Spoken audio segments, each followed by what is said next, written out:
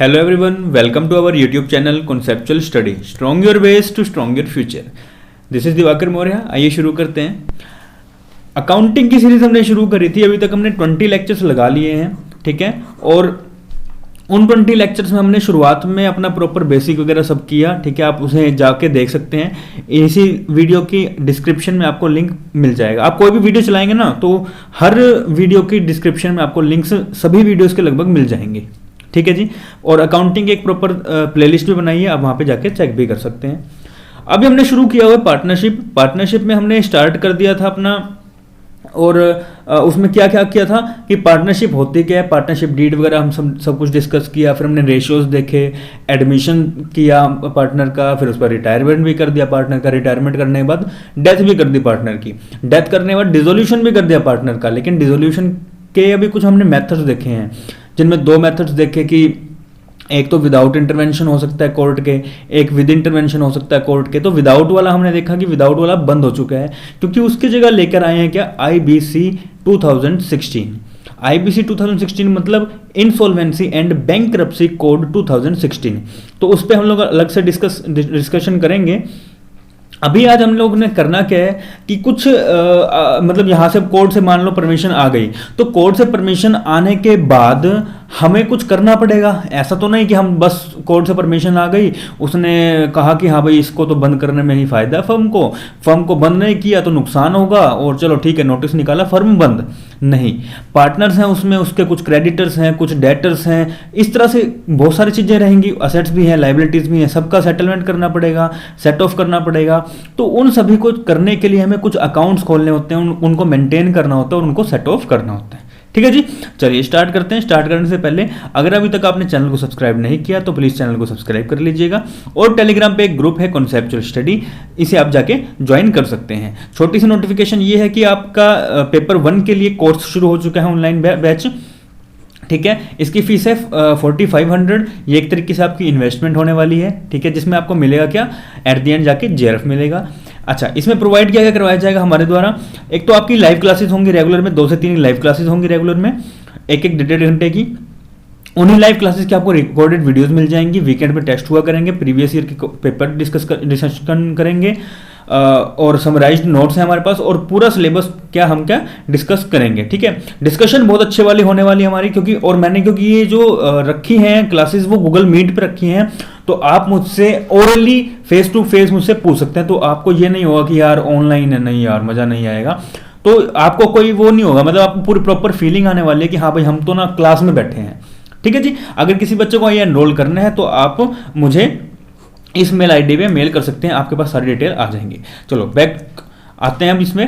कहता है accounting procedure जो है डिसोल्यूशन ऑफ फर्म का, वो क्या क्या होने वाला है. मैंने आपको बताया कि सिर्फ और सिर्फ कोर्ट के ऑर्डर से हमें हमारा फर्म जो है वो बंद नहीं होगा. हमें उसके लिए कुछ अकाउंट्स मेंटेन करने होंगे, उन्हें सेट ऑफ करना होगा, सब कुछ, ठीक है.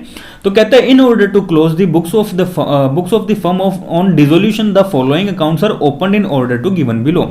तो आपको क्या है, कुछ अकाउंट्स जो है वो ओपन करने होंगे. कौन कौन से करने होंगे. पहला तो रियलाइजेशन अकाउंट, दूसरा पार्टनर्स लोन अकाउंट, तीसरा पार्टनर्स कैपिटल अकाउंट, चौथा कैश और बैंक अकाउंट. अब देखिए रियलाइजेशन अकाउंट क्या होता है. ये पहली बात तो ना लाइफ टाइम में सिर्फ और सिर्फ एक बार बनता है, सिर्फ और सिर्फ एक बार बनता है. अच्छा, अभी इसमें हम करते क्या है, जैसे आपको याद है वो रिवैल्यूएशन अकाउंट करते थे, है ना, सारी एसेट्स और सारी लाइबिलिटीज का वहां पे लेखा जोखा करते थे. वैसे ही रियलाइजेशन अकाउंट में देखेंगे, यहां पे जितनी भी आपके पास असेट्स होंगी उन असेट्स को हम लोग क्या कर देंगे, सेल कर देंगे. और जितनी भी आपके पास लाइबिलिटीज होंगी उनको हम क्या कर देंगे, पेड ऑफ कर देंगे, ठीक है. मतलब जिससे आपने पैसा लिया उसको वापस दे देंगे, और जितनी भी असेट्स बची हैं उन सभी असेट्स को हम लोग सेल करके पैसा ले लेंगे. अच्छा, कुछ पैसा आएगा, कुछ पैसा जाएगा, ऐसा होगा. तो वहां से कुछ या तो प्रॉफिट निकलेगा या कुछ लॉस निकलेगा, वो जाएगा आपका पार्टनर के कैपिटल अकाउंट में. अब पार्टनर के कैपिटल अकाउंट में जाएगा तो दो चीजें होंगी, या तो होगा एक्सेस पैसा, ठीक है, या फिर होगी डेफिशिएंसी. क्या होगा, या तो एक्सेस होगा या होगी डेफिशिएंसी. अगर हुआ एक्सेस पैसा तो आप क्या करोगे, आप दे दोगे उसे पैसा, पार्टनर को दे दोगे, दे देंगे. और अगर हुआ डेफिशिएंसी कमी पड़ गई आपके पास पैसों की, तो आप क्या करोगे, पार्टनर से ले लोगे पैसे को, ठीक है, ले लेंगे पैसे को, ठीक है जी। तो रियलाइजेशन अकाउंट हमने देखा कि इसमें जितनी भी असेट्स हैं, जितनी भी लाइबिलिटीज हैं, हम उन्हें सेट ऑफ करते हैं। जो जितनी भी असेट्स हैं उनको सेल करेंगे और जितनी भी लाइबिलिटीज हैं उनका पेमेंट कर देंगे, और यहां से कुछ हमारे पास प्रॉफिट निकल कर आएगा या लॉस निकल कर आएगा, उसे हम लोग कैपिटल, पार्टनर के कैपिटल अकाउंट में ट्रांसफर करेंगे। और फिर क्या होगा, पार्टनर के कैपिटल अकाउंट से हम लोग एट द एंड में सभी ट्रांजैक्शंस करने के बाद जो भी एक्सेस पैसा बचेगा वो हम लोग क्या कर देंगे, पैसा दे देंगे, ठीक है, उसका जो भी उसका रेशियो रहेगा, और जो भी डेफिशिएंसी रही या कमी पड़ गई वो हम क्या होगा उससे मंगवा लेंगे या ले लेंगे, ठीक है। अच्छा, अब मना कर दे कि मेरे पास तो है ही नहीं पैसा, तो उसकी सेटलमेंट में हम देखेंगे, लेकिन उसको कहेंगे भाई कैसे भी कर, कहीं से भी कर, हमें तो पैसा चाहिए, क्योंकि हमारे तो लायबिलिटीज हैं, अब हमारे क्रेडिटर्स इतने सारे हैं तो हमें तो पैसा करना पड़ेगा, नहीं तो बेचारे धक्के से लॉस हो जाएगा। और इसीलिए तो इन्होंने जो विदाउट इंटरवेंशन ऑफ कोर्ट वाला जो मोड था उसे बंद कर दिया और उसकी वजह आईबीसी लेके आए हैं, है ना, ताकि ऐसा ना हो कि लोग पैसा बहुत सारा निकाल लें मार्केट से और रातों रात सारे पार्टनर मिलके कहें कि हम तो जी बंद कर रहे हैं और बंद करके चले जाएं, हो जाएगा, नुकसान हो जाएगा बहुत क्रेडिटर्स का। इसीलिए आईबीसी लेकर आए हैं ताकि इस तरह की चीजें दोबारा से ना हो मार्केट में। अब उसके बाद है पार्टनर का लोन अकाउंट। लोन अकाउंट में इसकी क्या करते हैं, इसकी पेमेंट ना जितनी भी होगी वो सारी की सारी कैश में हम लोग करने वाले हैं, ठीक है, लोन अकाउंट की। तो जितनी भी पेमेंट होगी वो सारी की सारी टू कैश बाय कैश में होने वाली है, ठीक है। और यहां से, और ये वाली जो होंगी मतलब इससे रिलेट करता है कैश अकाउंट से या फिर बैंक अकाउंट से, ठीक है। तो यहां से पैसा या तो इसमें जाएगा या यहां से पैसा आएगा, ऐसा ही होगा।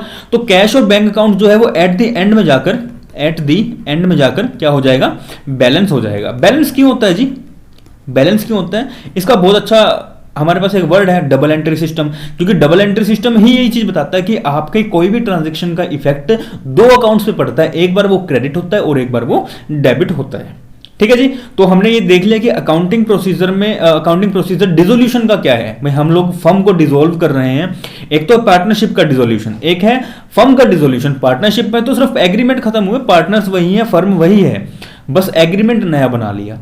फर्म का डिसोल्यूशन करने में क्या है, आपने पूरी पुरानी फर्म को बंद कर रहे हो, जो भी आपकी फर्म है वो प्रॉपर तरीके से बंद कर रहे हो, और उसके बंद करने के लिए एक प्रॉपर प्रोसीजर है जिसमें आप रियलाइजेशन अकाउंट बनाएंगे, पार्टनर का लोन अकाउंट बनाएंगे, पार्टनर का कैपिटल अकाउंट बनाएंगे और कैश या फिर बैंक अकाउंट बना के इनको सबको क्लोज करके अपनी फर्म को कोर्ट के ऑर्डर के हिसाब से बंद कर देंगे, ठीक है जी। इतना समझ में आया, चलिए अब देखिए आगे।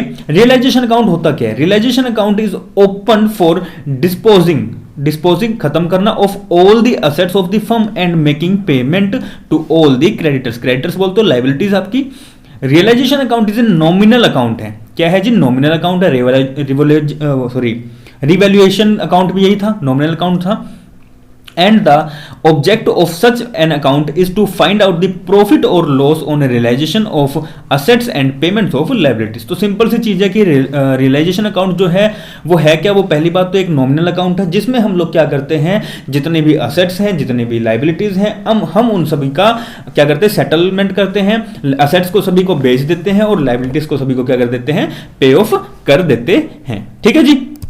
अभी देखो इसका फॉर्मेट देखते हैं एक बार, फॉर्मेट है क्या, ठीक है। तो भी बस ये मैं इससे क्वेश्चन नहीं करवाऊंगा आपको, क्योंकि क्वेश्चन अपने में आते नहीं है इतने, सिर्फ अपने को पता होनी चाहिए कि कौन सी चीज किस तरफ आने वाली है, ठीक है। जब आपको चीजें पता होंगी, कंसेप्ट मतलब आपका बेस मजबूत है ना, तो आप उस पर कर सकते हो। आपको थ्योरेटिकल सब कुछ पता है और आपको हल्का फुल्का प्रैक्टिकल पता है, तो आप प्रॉपर तरीके से कर सकते हो। तो मैंने आपको दोनों चीजें करवाई हुई है, ठीक है।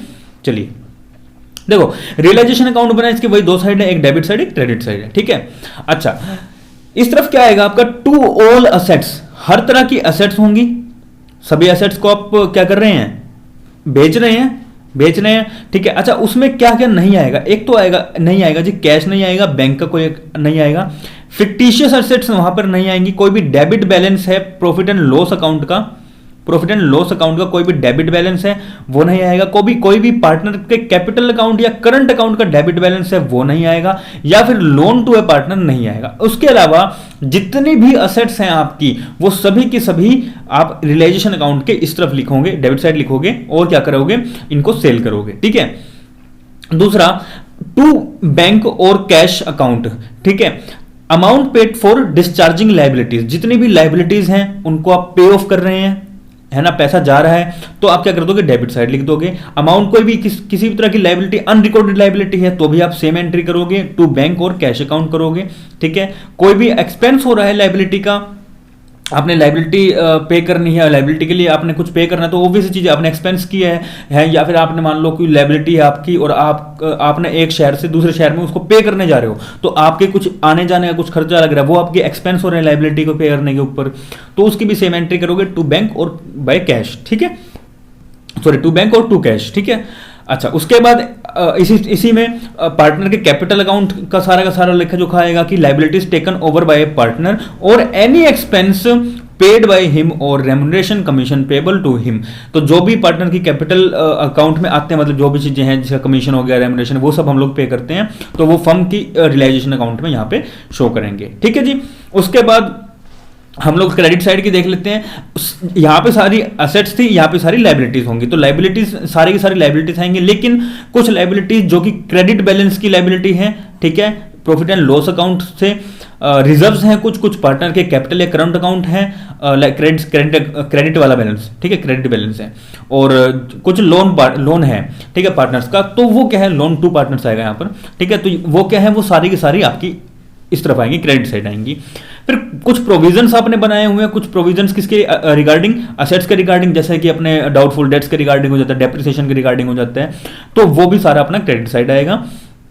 फिर बाय बैंक और कैश आएगा, जो भी आपने अमाउंट रियलाइज करा है, कहां से, असेट्स को कैम करने के बाद, amount received on realisation of assets, ठीक है, तो आपने असेट्स को बेच दिया और बेचने के बाद क्या मिला, आपको पैसा मिला, वो चीज। फिर amount received on unrecorded assets, कोई भी अमाउंट रिसीव हो गया आपको, कोई भी अनरिकॉर्डेड असेट्स थी और मतलब आपने कहीं बुक्स में नहीं डाला हुआ था, मान लो आपके पास कोई एक बहुत बढ़िया कांच का टेबल था, उसकी जो प्राइस थी वो मान लो प्राइस उसका 45,000 था, ठीक है, वो अनरिकॉर्डेड थे आपके बुक्स में, ठीक है। अब आपने क्या किया, उसे रिकॉर्ड कर लिया, और अब रिकॉर्ड किया तो ऑब्वियस है आपकी जो बैलेंस शीट है या आपकी जो अकाउंट है वो 45,000 से इंक्रीज कर जाएगी, तो वो भी आप इस तरफ लिखो, क्योंकि आपके पास पैसा आ गया एक तरीके से, अकाउंट में तो आ गया ना, मतलब अपने बुक्स ऑफ अकाउंट्स में तो आ गया, ठीक है। अच्छा, उसके अलावा पार्टनर का कोई भी कैपिटल अकाउंट जो भी रहेगा वहां पे वो, ठीक है, assets are taken by the partner, जो भी असेट्स ले लिए पार्टनर ने वो, ठीक है।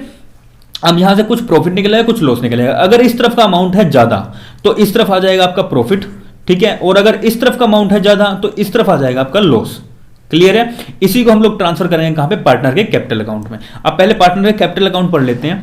कहता है partner capital account after the transfer of profit और लॉस ऑन रियलाइजेशन, आप रियलाइजेशन में भेजेंगे undistributed profits, reserves etcetera to the capital account of the partner, so the balance of capital account are closed in following manner. तो हम क्या करेंगे, अपने realisation account से जो भी निकला है प्रॉफिट या लॉस उसे पार्टनर के कैपिटल अकाउंट में भेजेंगे, और पार्टनर के कैपिटल अकाउंट में भेजने के बाद हम इस अकाउंट को क्या कर देंगे, क्लोज कर देंगे। अब यहां पे दो सिचुएशन है, एक तो ये है when a partner is required to bring in cash, जब पार्टनर को रिक्वायर है क्या, bring in cash to clear off his debit balance को खत्म करने के लिए, तो एंट्री क्या करेंगे, cash account debit to partner के कैपिटल अकाउंट। यहां पे क्या है, अब इसे कहते हैं अपन नरेशन, क्या कहते हैं, नरेशन लिखना, ठीक है। Required cash boat in by the partner, ठीक है जी। तो डेबिट बैलेंस को अपने को क्लियर ऑफ करने के लिए अपने को कुछ कैश की रिक्वायरमेंट है, तो हम वो लेके आए हैं, तो उस पर क्या कर देंगे, कैश गया अब हमारे पास से, ठीक है, कैश गया, और कहां पे, पार्टनर कैपिटल अकाउंट में। दूसरा क्या है, when a partner is paid the credit balance of his account, कुछ भी क्रेडिट बैलेंस था और उसे हमने पेड ऑफ करना है, तो पार्टनर के कैपिटल अकाउंट से निकाल के उसे दे देंगे, तो excess cash paid to partner, ठीक है।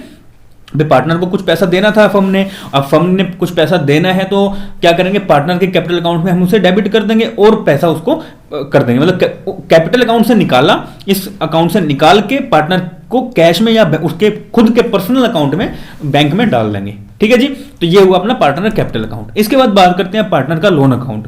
अब कुछ लोन से रिगार्डिंग भी चीजें होंगी, भी पार्टनर ने लोन दिया होगा, लिया हो, कुछ भी हो सकता है, तो वहां हम क्या बात करते हैं, if a partner has given any loan, अगर गिवन एनी लोन, कोई भी लोन लिया है, to the firm, his loan will be paid off after all the outside liabilities are paid in full.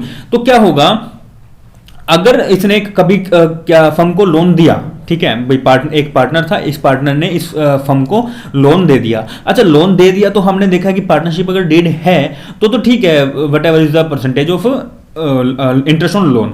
अगर नहीं है पार्टनरशिप डीड तो हमें at the rate of 6% per annum के हिसाब से हमें क्या करना होता है, पे ऑफ करना होता है, फर्म को पे ऑफ करना होता है इंटरेस्ट ऑन लोन। ठीक है, तो हम लोग वो देखते हैं। ठीक है जी, ठीक है, तो अपन 6% के पर एनम के हिसाब से लोन देते हैं। देयर फॉर द पार्टनर्स अब क्या करेंगे, जो भी लोन दिया है, पार्टनर ने फर्म को जो भी लोन दिया है वो लोन ना उसका पूरा पे ऑफ करेंगे उस पर, ठीक है, उसको देंगे। लेकिन देंगे किसके बाद, जितने भी आउटसाइड लाइबिलिटीज है, मतलब मान लो ये 4 पार्टनर्स हैं, 1 2 3 और 4 पार्टनर्स हैं, और ये 1 2 3 4 5 ये इनके क्रेडिटर्स हैं।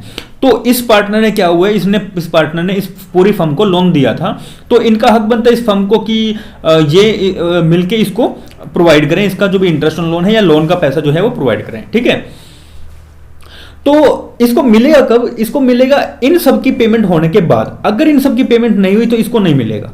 तो यही चीज है कि आपको जब भी लोन अकाउंट सेट ऑफ करना है ना, तो उससे पहले आपको क्या करना होगा, जितने भी आउटसाइड लायबिलिटीज हैं इस पे प्रॉपर एक चीज है, हम लोग सेटलमेंट जब करेंगे नेक्स्ट लेक्चर में तो उसमें मैंने प्रॉपर तरीके से बताया है। तो जब भी सेटलमेंट करते तो अपा हमेशा हमेशा पहले आउटसाइड जो भी लाइबिलिटीज हैं, बाहर वालों को जो भी पैसा देना है वो देंगे, उसके बाद अपने वाले बंदे को पैसा देंगे। ठीक है, therefore the partner's loan account is not transfer to the realisation account.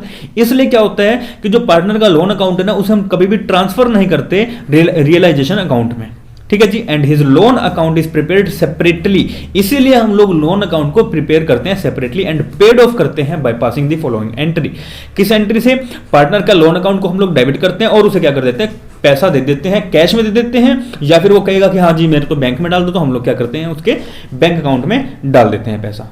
ठीक है जी, अब इसके बाद बात करते हैं लोन हो गया। देखो हुआ क्या क्या, पहले तो हमने रियलाइजेशन अकाउंट देख लिया, रियलाइजेशन अकाउंट पहला बनता है अपना, उसके बाद फॉर्मेट देख लिया, फॉर्मेट के बाद लोन अकाउंट देख लिया और साथ में कैपिटल अकाउंट भी देख लिया।